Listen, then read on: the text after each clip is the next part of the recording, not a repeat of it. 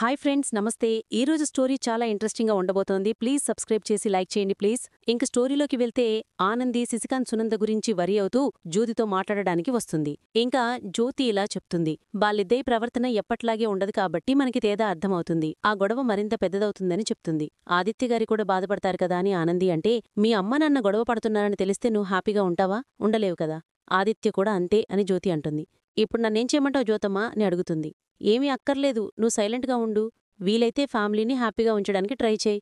అంతేగాని నువ్వు మీ మావయ్య గారిని అడిగినట్టు అత్తయ్య గారిని అడిగామంటే ఆవిడ సంగతి నీకు తెలుసు కదా, ఎలా రియాక్ట్ అవుతుందో. తెలీదు అని చెప్తుంది. అవును జ్యోతమ్మ, కోప్పడతారు అంటుంది. పైగా భార్యాభర్తల విషయంలో మూడో మనిషి వచ్చి జోక్యం చేసుకోవడం మంచిది కాదు కుట్టి అని చెప్తుంది. సరే జ్యోతమ్మ, నువ్వు చెప్పినావు కదా, నేను గమ్మునే ఉంటా. అందర్నీ ఖుషిగా ఉంచడానికి ట్రై చేస్తాను అని చెప్తుంది. అసలు అత్తయ్యగారికి మామయ్య గారికి ఏ విషయంలో గొడవైందో, ఎవరి వల్ల గొడవైందో అని ఆనంది మనసులో అనుకుంటుంది. ఇంక పూర్ణిమ శశికాంత్తో వాదిస్తూ ఉంటుంది. మీరు నాకేమీ చెప్పొద్దు, నేనేమీ వినను అని గట్టిగా చెప్తూ ఉంటుంది. అది కాదు పూర్ణి అని శశికాంత్ అంటూ ఉంటే, మీరు నన్ను ఏమీ అడగద్దు, మిమ్మల్ని నేనొక ప్రశ్న అడుగుతా, దానికి సమాధానం చెప్పండి అని పూర్ణి అంటే, నేనొక ప్రశ్నగా మిగిలిపోయాను, నా దగ్గర సమాధానాలేముంటాయి అని శశికాంత్ అంటాడు. సునందక మిమ్మల్ని ఏమనింది అని అడుగుతుంది. మనమిద్దరం మొదట్నుంచి కలిసే ఉన్నామని తెలియకుండా ఇదంతా జరుగుతోంది అని, పూర్ణిమనని జీవితం నుంచి పంపించేయడం అబద్ధమని, ఇలా ఎన్నో మాటలనింది అని చెప్తాడు. ఇది నేను ముందే చెప్పాను కదా, మీరు విన్నారా? వినలేదు. నా జీవితానికి న్యాయం చెయ్యాలి అన్నారు. ఆ తర్వాత నా కూతురు జీవితానికి న్యాయం చేయాలి అన్నారు. ఇప్పుడు మీరు ఎవరికి న్యాయం చేశారు? మాకెలాగూ అన్యాయం జరిగింది. ఇప్పుడు మాతో పాటు మీకు కూడా అన్యాయం జరిగింది కదా. 20 ఏళ్ల క్రితం మీ భార్య దగ్గర నమ్మకాన్ని పోగొట్టుకున్నారు. మళ్ళీ మరొకసారి ఇప్పుడు నమ్మకాన్ని పోగొట్టుకుంటున్నారు. ఇక సునందక్క మిమ్మల్ని జీవితంలో నమ్మదు అని చెప్తుంది. నేను ఏ తప్పు చేయలేదు కదా అని శశికాంత్ అంటే, ఎలా నమ్మిస్తారు అని పూర్ణి అంటుంది. నమ్మించలేను అని చెప్తాడు. అంటే ఇప్పుడు నా వల్ల మీ సంసారంలో గొడవలొచ్చినట్టే కదా. ఇప్పుడు అక్కేమనుకుంటుంది? ఈ పూర్ణిమ పోయినట్టే పోయి నాకు తెలియకుండా నా భర్తతో సంసారం చేస్తోందనుకోదా అని పూర్ణిమ చెప్తుంది. అనుకుంటుంది అంటాడు శశికాంత్. అప్పుడెవరికి నష్టం, మీకా నాకా అని అడిగితే, మనకే అంటాడు. కాదు, నాకే అని గట్టిగా ఆవేశపడిపోతూ చెప్తూ ఉంటుంది పూర్ణిమ. నాకు నా బిడ్డకీ నష్టం. సునందక కోపం నాకు బాగా తెలుసు. మీ ఇంట్లో మీ పరిస్థితి ఎలా ఉందో తెలియదు కానీ, నా మీద మాత్రం సునందకి కోపం పీకల్దాకా ఉంది.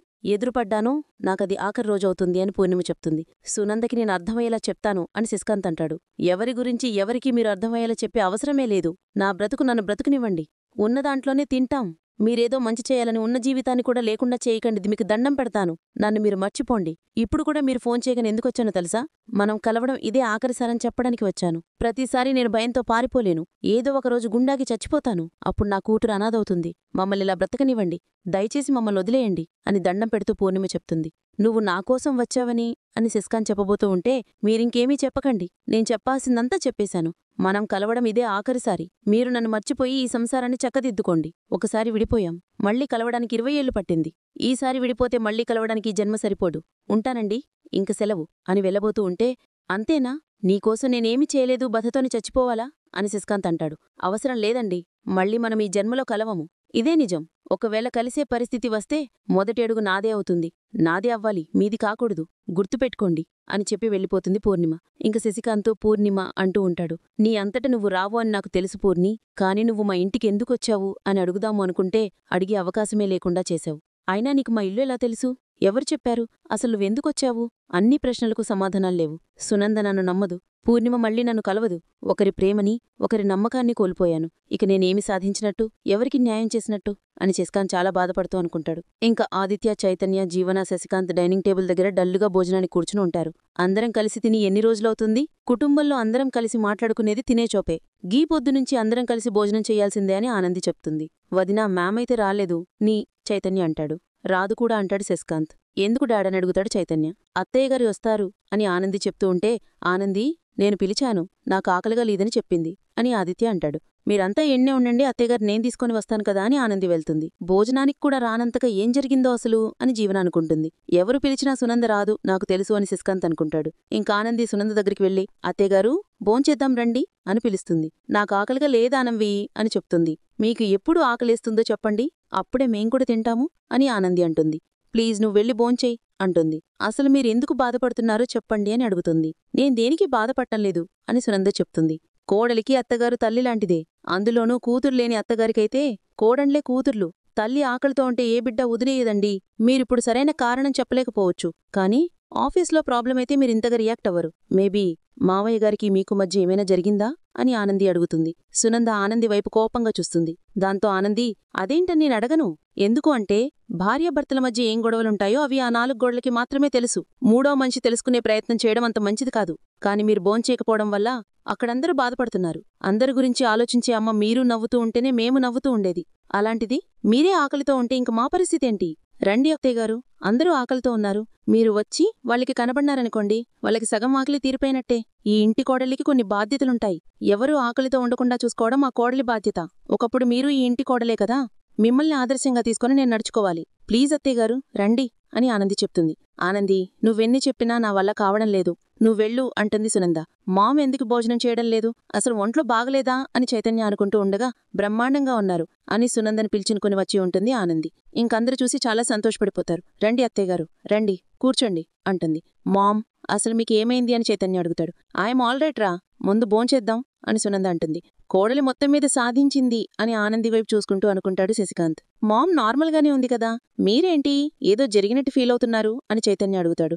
విషయాన్ని మీకు నిజంగానే తెలియదు కదా, అలాగే ఉంటుంది అని శశికాంత్ మనసులో అనుకుంటాడు. నువ్వు కూడా కూర్చో అంటాడు ఆదిత్య. నేను తర్వాత తింటానులేండి, మొగటి మీరందరూ తినండి, నేనందరికీ వడ్డిస్తాను అని ఆనంది అంటుంది. అమ్మా, మీ అత్తయ్యగారికి గోంగూర పచ్చడంటే చాలా ఇష్టం, వడ్డించమ్మా అంటాడు శశికాంత్. డాడ్ నువ్వే వడ్డించు అని చైతన్య అంటాడు. ఇంకా శశికాంత్ గోంగూర పచ్చడి సునంద ప్లేట్లో వేయబోతూ ఉంటాడు. సునంద కోపంగా చూసేసరికి శశికాంత్ ఆగిపోతాడు. సునంద ఇంకా నార్మల్గా అయిపోయి నాకు ఇప్పుడు వద్దులేండి అని అంటుంది. ఏంటి మామ్, నీకిష్టమే కదా అంటాడు చైతన్య. కొన్ని ఇష్టాలని ఎక్కువ కాలం మనం మొయ్యలేం. ఆనంది నువ్వు ఆ కర్రీ వడ్డించు అని సునంద చెప్తుంది. ఏమీ పర్లేదు అత్తయ్యగారు, మనం మొయ్యలని ఇష్టాలని మనంటే ఇష్టపడేవాళ్లు మోస్తారు అని ఆనంది శశికాంత్కి పచ్చడి వేస్తూ ఉంటుంది. చూస్తుంటే మామ్కి శశికాంత్కి మధ్య ఏదో వార్ నడుస్తున్నట్టుందే అని చైతన్య మనసులో అనుకుంటాడు. నో డౌట్ ఏదో జరిగింది అని జీవన్ అనుకుంటుంది. అందరూ ఇట్లా గమ్మునుంటింటే ఖుషి ఏముంటది? ఖుషి ఉండాలి అంటే నవ్వుతో మాట్లాడుతూ తినాలి. ఇప్పుడు మీకొక జోక్ చెప్తాను వినండి అంటూ ఏదో ఒక జోక్ చెప్పు నవ్విస్తుంది. ఇంకా చెరువుగట్టున ఉన్న శ్రీధన్, చైత్ర ఇద్దరూ కలిసి గుడిలోకి అడుగు పెడతారు. దేవునికి దండం పెట్టుకుంటూ ప్రదక్షిణలు చేస్తారు. చేసి గుడి స్టెప్స్ మీద కూర్చొని ఉంటారు. ఇంకా చైత్ర ఆలోచిస్తూ ఉంటుంది. ఏంటి ఆలోచిస్తున్నావ్ అని అడుగుతాడు శ్రీధన్. శ్రీధన్, ఇదంతా కరెక్టేనా అంటుంది. ఏదంతా అంటాడు.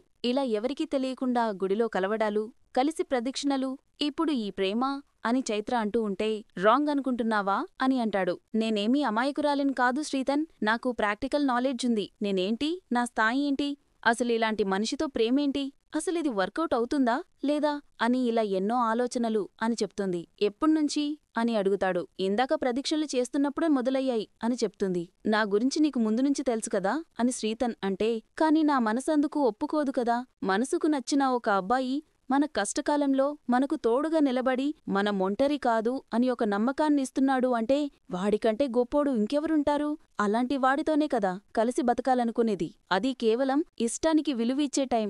ఆ టైంలో మిగతావి ఏవి గుర్తుకురావు. వీడికి ఐ లవ్ యూ చెప్పకపోతే వీణ్ణి మిస్ అయిపోతానేమోనని ఫీల్ హార్ట్ని గుద్దుతూ ఉంటే ఇంక తర్వాత ప్రపంచమే మనకు కనిపించదు. నేను, నా కళ్ళ ముందు నువ్వు, అంతే. ప్రపోజ్ చేయకపోతే ఊపిరాగిపోతుందేమో అని అనిపిస్తుంది. అందుకే ప్రపోజ్ చేశా అని సిగ్గుపడుతూ చెప్తుంది. మరి ఇప్పుడేంటి, ఎందుకు ఇదంతా? మనం ప్రేమతో ఆగిపోము కదా అని శ్రీధన్ అంటాడు. ప్రేమతో ఆగిపోయినప్పుడు నా మబ్బులన్నీ వదిలిపోయి రియాలిటీలో పడ్డాను అని చైత్ర చెప్తుంది. ఏంటా రియాలిటీ అని అడుగుతాడు. నాకంటూ ఏమీ లేవు, మా అమ్మ, నా చదువు తప్ప అని చైత్ర చెప్తూ ఉంటే ఇంకా అంటాడు. మీదేమో జాయింట్ ఫ్యామిలీ, మీ అక్కవాళ్సి కూడా పెద్ద ఫ్యామిలీయే. మీరంతా కలిశారు అంటే ఏదో కృష్ణవంశీ సినిమా చూస్తున్నట్టుంది అని చెప్తుంది. అంటే మా ఇంట్లో ఒప్పుకోరానా అని శ్రీధన్ అంటాడు. ఎలా ఒప్పుకుంటారు అంటుంది. ఒప్పిస్తాను, ఒప్పుకుంటారు అని అంటాడు. ఎందుకు ఒప్పుకోవాలి అని అంటుంది. ఒప్పుకోరని ఎందుకంటున్నావు అని అడుగుతాడు. ఏముంది అని ఒప్పుకోవాలి అని చెప్తుంది. అమ్మా చైత్ర, మా అమ్మ నాన్నది కూడా లవ్ మ్యారేజే అని చెప్తాడు. అయ్యుండొచ్చు, కాని స్థాయిని చూస్తారు కదా అని చెప్తుంది. 100% చూస్తారు. వాళ్ళు చూసే ఫార్మాలిటీస్ ఏంటో తెలుసా?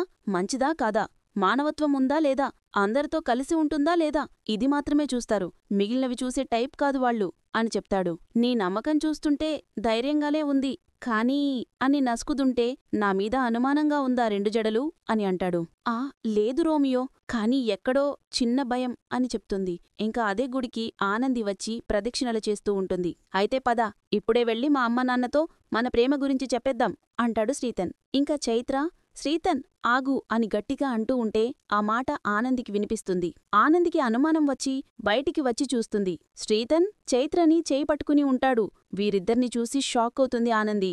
శ్రీతన్ చైత్రన్ చేయి పట్టుకున్నాడు అని ఆనంది అనుకుంటుంది. చెప్పు చైత్ర, ఏమాలోచిస్తున్నావ్? నీకు భయముందన్నావు కదా, మా ఫ్యామిలీ అందరి ముందు చెప్పేస్తాను, చైత్రన్ నేను ప్రేమిస్తున్నాను అని శ్రీతన్ అనగానే అది విన్న ఆనంది ఒక్కసారిగా షాక్ అవుతుంది. నీ ధైర్యం చూస్తూ ఉంటే నిజంగా చెప్పేసేలా ఉన్నావు అని చైత్ర అంటుంది. నేను మన పెళ్లిమీద నమ్మకం కలిగించాలి అంటే ఏం చెయ్యాలో చెప్పు అని అడుగుతాడు. పెళ్ళా? అసలు ఏం జరుగుతుందిక్కడ అని గతంలో శ్రీతన్ చైత్రని చేపట్టుకోవడం చూసి ఆనాది ఆనంది అనుమానించడం కరెక్టే, వీళ్ళు ప్రేమించుకుంటున్నారు అని అనుకుంటుంది. ఇంక శ్రీతన్ చెప్పు 2 జడలు అంటాడు. నువ్వు మీ ఇంట్లో మన గురించి చెప్పటం కంటే ముందు నేను మా అమ్మతో ఈ విషయం చెప్పాలి కదా అని అంటుంది చైత్ర. మరి నేన్రానా అంటాడు శ్రీతన్. బాబో రోమియో, మామూలు విషయానికే మా పూరి గుండె పట్టుకుంటుంది. నేను ప్రేమ గురించి చెప్పితే ఎలా తీసుకుంటుందోనని గుండె బరదడ కొట్టుకుంటుంది. ఇంక తమరు కూడా వచ్చారు అంటే నా పని ఏడుకొండలవాడా వెంకట్రమణ గోవిందా గోవిందా అని చైత్ర అంటుంది. ఓకే, ఆల్ ద బెస్ట్, వెళ్ళి మీ అమ్మగారితో మన ప్రేమ విషయం చెప్పు అని అంటాడు. మా అమ్మ ఒప్పుకుంటుంది, నన్నంటే తనకి చాలా ఇష్టం కదా. సరే, నేను వెళ్ళి ఈరోజు మా అమ్మతో మన ప్రేమ గురించి చెప్తాను అంటుంది. నేను వెయిట్ చేస్తాను అంటాడు. నేనే కాల్ చేస్తాను అని చెప్తాది. నాకు టెన్షన్ నీకు తెలుసు కదా, నువ్వు లేట్ చేస్తే నేనే కాల్ చేస్తాను అని చెప్తాడు శ్రీతన్. ఓకే ఓకే, ముందైతే నన్ను వెళ్ళనివ్వు అని అంటుంది. ఆల్ ద బెస్ట్ 2 జడలు అంటాడు. చెప్పావు కదా, ఎన్నిసార్లు చెప్తావు అని చిలిపిగా అంటుంది చైత్ర. ఇంకా చిలిపిగా నవ్వుతాడు. ఇక చైత్ర వెళ్ళిపోయినాక శ్రీతన్ వెనక్కి తిరిగి ఆనందిని చూస్తాడు. చూసి షాక్ అవుతాడు. హాయక్కా, నువ్వేంటిలా వచ్చావు అని అడిగితే నేను అంతా చూశాను అంటుంది. ఇంక శ్రీతన్ తడబడుతూ ఏం చూసావక్కా అని అడుగుతాడు.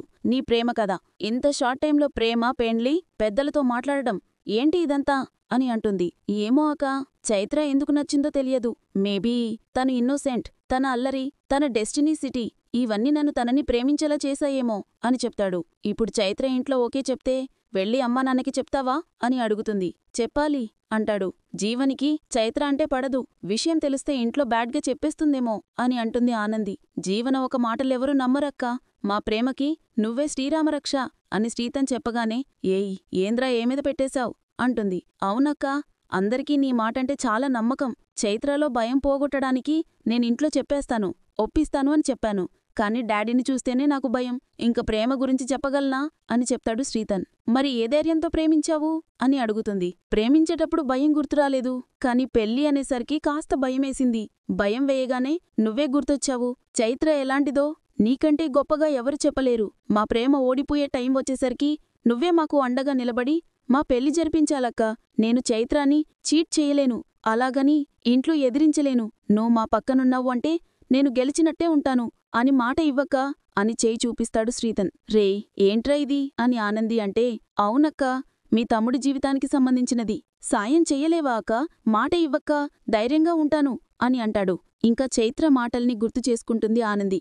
నా చేతిలో ఉన్న ఆయుధం చదువు ఒకటే మేడం, నన్నంటే చెప్పుకోడానికి ఇది తప్ప ఇంకేమీ లేదు.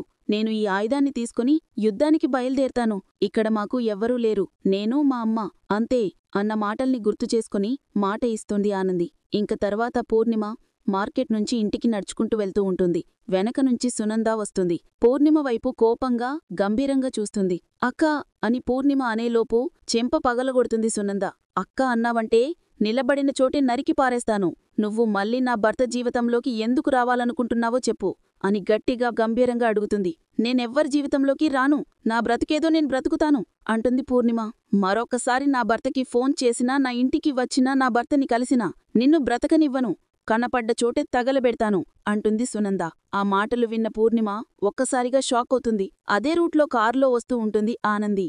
మరిన్ని అప్డేట్స్ కోసం ప్లీజ్ సబ్స్క్రైబ్ చేయండి. Thanks for watching. Bye friends.